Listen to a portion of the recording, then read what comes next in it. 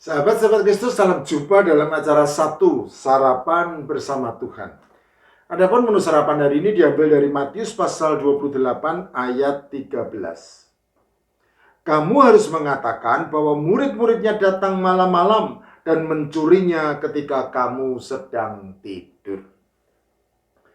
Sebarkan kebohongan berulang-ulang, maka kebohongan itu akan diterima sebagai kebenaran.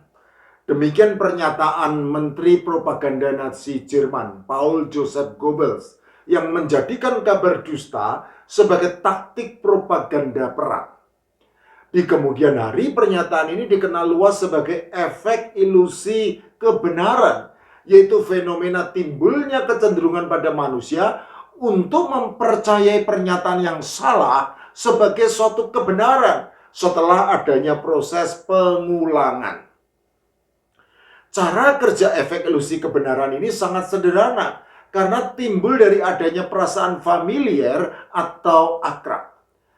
Pada waktu kita mendengar suatu pernyataan yang diulang-ulang, maka otomatis pernyataan itu menjadi familiar dengan kita. Dan berhubung sudah familiar, maka selanjutnya otak kita yang cenderung lebih mudah memproses sesuatu yang sudah dikenali sebelumnya akan menerjemahkan perasaan familiar ini sebagai kebenaran.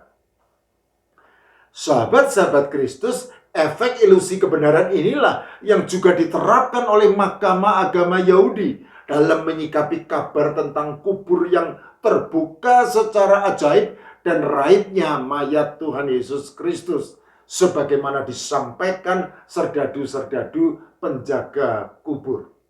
Mereka menyuap para serdadu itu dengan sejumlah besar uang untuk menyebarkan kabar dusta bahwa mayat Tuhan Yesus Kristus dicuri oleh para muridnya pada malam hari ketika mereka sedang tidur.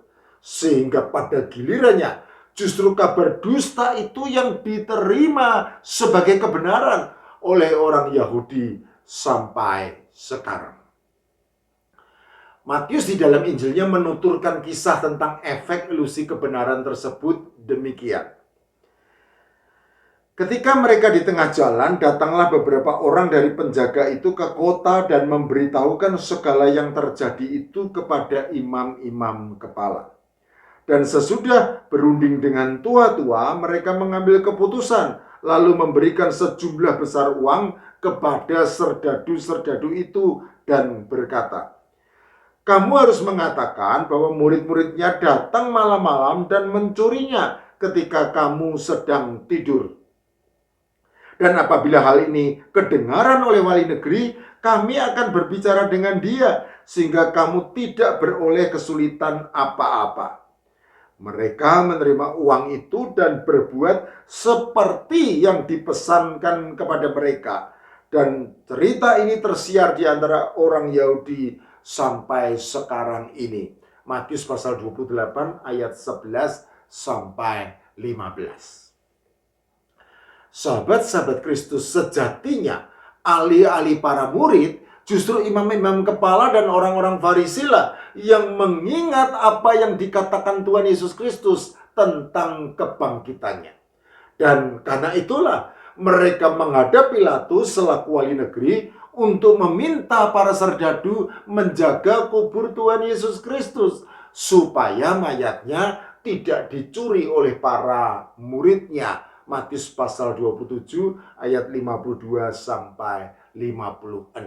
Oleh karena itu, adalah suatu kedegilan apabila sebagai pemuka agama Yahudi mereka justru menyuruh menyebarkan kabar dusta untuk menutupi kebenaran tentang kebangkitan Tuhan Yesus Kristus yang ditandai gempa bumi yang hebat dan turunnya seorang malaikat Tuhan dari langit menggulingkan batu penutup kuburnya. Saya berasumsi bahwa para pemuka agama Yahudi yang tergabung dalam mahkamah agama pasti tidak akan menerima begitu saja kabar yang disampaikan oleh para serdadu penjaga kubur itu, melainkan akan menguji kebenarannya dengan datang menengok ke kubur Tuhan Yesus Kristus untuk melihat dengan mata kepala mereka sendiri apa yang sesungguhnya sudah terjadi. Dan apabila asumsi saya benar, maka berarti para pemuka agama Yahudi itu pasti juga melihat bahwa batu penutup kubur yang sangat besar itu sudah terguling dan kubur tempat mayat Tuhan Yesus Kristus dibaringkan sudah kosong. Sejak kecil di sekolah minggu saya menyanyikan lagu Paskah yang salah satu baris syairnya berbunyi, kubur kosong membuktikan Yesus hidup. Frasa ini mengganggu logika berpikir yang sehat. Karena sejatinya kubur kosong hanya membuktikan bahwa mayat Yesus tidak ada di dalam kubur. Itulah sebabnya Yohanes dalam Injilnya mencatat bahwa Maria Magdalena yang pergi ke kubur itu dan melihat bahwa batu penutup kubur telah terguling, kemudian berlari-lari mendapatkan Simon Petrus dan murid yang lain yang dikasihi Yesus dan berkata kepada mereka, Tuhan telah diambil orang dari kuburnya dan kami tidak tahu di mana ia diletakkan. Yohanes pasal 20 ayat 1 dan 2. Kubur yang kosong memang tidak membuktikan Tuhan Yesus Kristus hidup, melainkan hanya membuktikan bahwa mayatnya tidak ada di dalam kubur.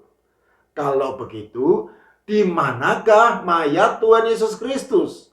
Mengenai hal ini setidaknya ada dua versi.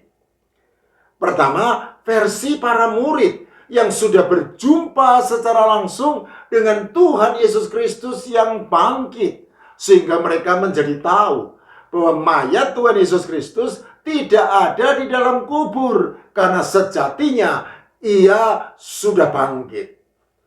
Kedua, versi Mahkamah Agama yang meskipun tahu bahwa merupakan hal yang mustahil terjadi, bahwa para murid bisa mencuri mayat Tuhan Yesus Kristus tanpa sepengetahuan para serdadu yang menjaga kubur tersebut. Tetapi mereka tetap menyuruh menyebarkan kabar dusta bahwa mayat Tuhan Yesus Kristus dicuri oleh para muridnya. Jadi, versi siapakah yang kita percaya? Tentu saja versi para murid Tuhan Yesus Kristus. Karena seharusnya kita tidak percaya pada kabar dusta. Amin.